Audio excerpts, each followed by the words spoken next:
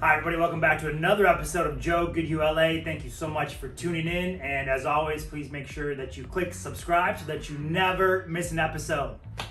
Today's episode, we have our first business owner on. I'm so grateful to have him here.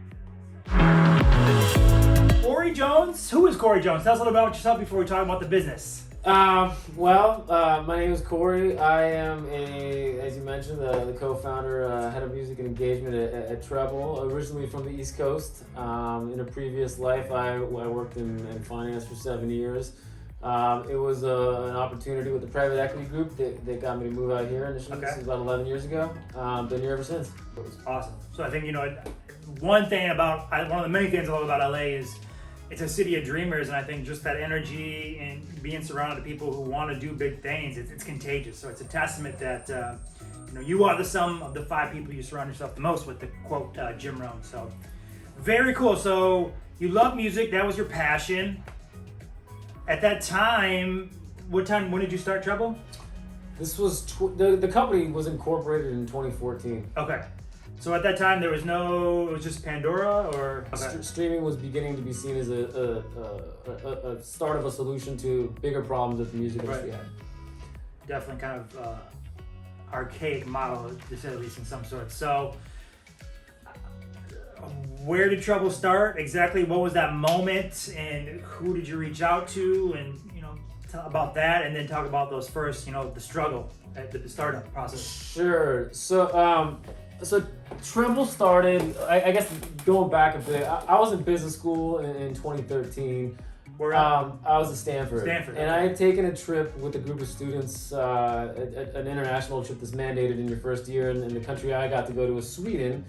And as part of that trip, we met with several companies, and one of the companies that we actually met with there was Spotify. We spoke to various members of the management team and so forth. And there was a woman on that trip who worked at the case writing office at Stanford, and she knew I was really into music and was pretty intrigued by their story. So she said, "Do you want to be involved in writing a case on the music industry and Spotify to help teach classes and so forth?" And I said, "Yeah."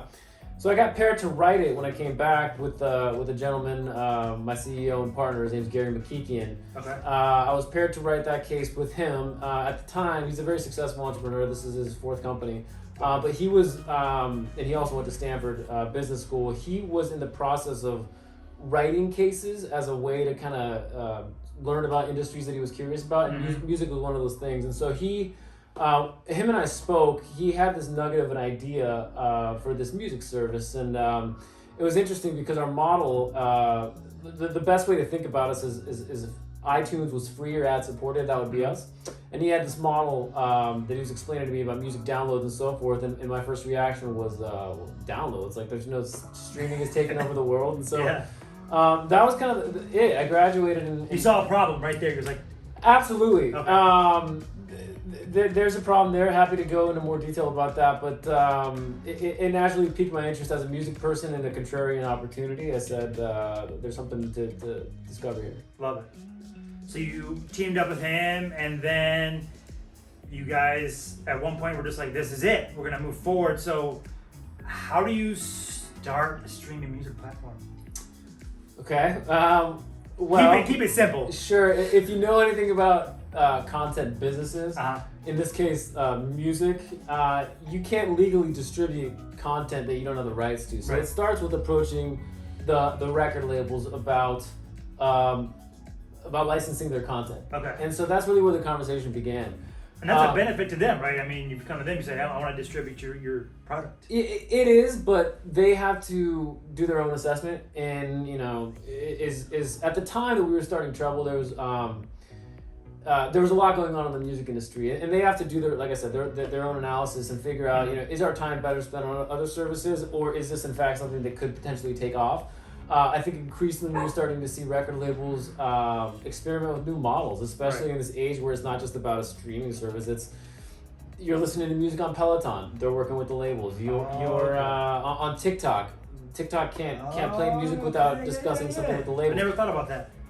So that kind of brings me to the next question is, what makes you guys and girls different? We all know there's some pretty big names out there for the music streaming space.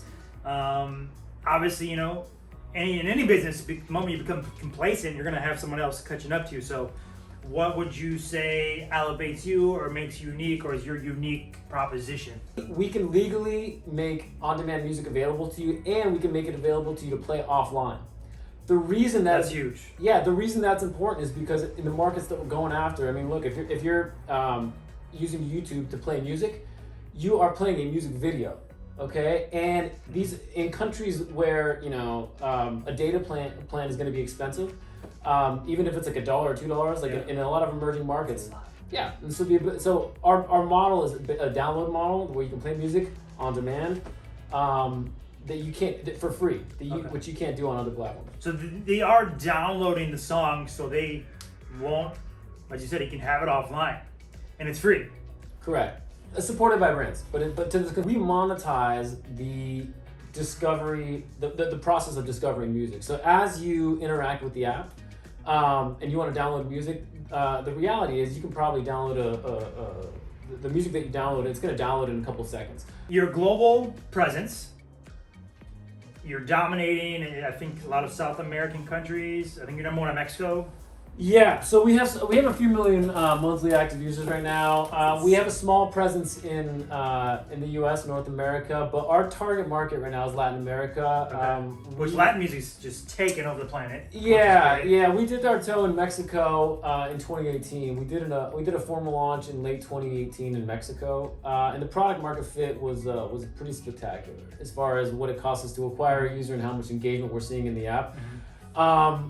We partnered with a company called Televisa. They are a media conglomerate down there, and so through that partnership, we've been able to secure some opportunities to get on TV and get some exposure that we wouldn't. That's amazing. That might have been harder to get beforehand, but Latin America is where we're focused. The priority this year is penetrating Brazil and starting to make a dent in that market. Amazing.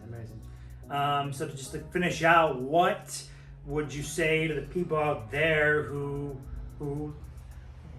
sell them on the product? You know, why, where the advantage would be of using Treble versus some of the other options they have out there? Look, guys, every core feature of a premium music service that you have to pay for right now, you don't have to pay for it. If you're comfortable and you can pay for a Spotify or an Apple Music, you should. We truly believe that. But I think that there's a certain segment of the population that might do a free trial and create a new email and then let the trial expire and create an email. There's an easier way to do it. And we think that our model supports the music industry. It certainly supports artists, and it accomplishes something that piracy and YouTube music consumption does not. That's awesome. So, where can they find you? You can look us up in both of the app stores, Google Play and the Apple App Store. You can find information about us online. We're actually in the process right now of raising some money to really take this thing into full gear. But treble.io is our website, and you can learn more there. Love it. Well, I really appreciate your time, man. Good to see you. Wish you all the best, and continue to kill it. Treble Music founder Corey Jones. Hey, it's David Guetta. Somos los Black Eyed Peas. And you can download my new single on the Treble Music app. Hey, yo, Bless Up Fan Love, it's DJ Khaled. Make sure you check out My brand new single right now.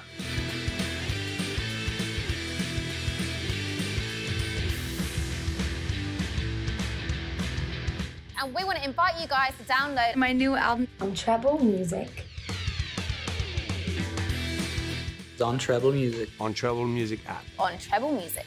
On Treble Music. on Treble Music.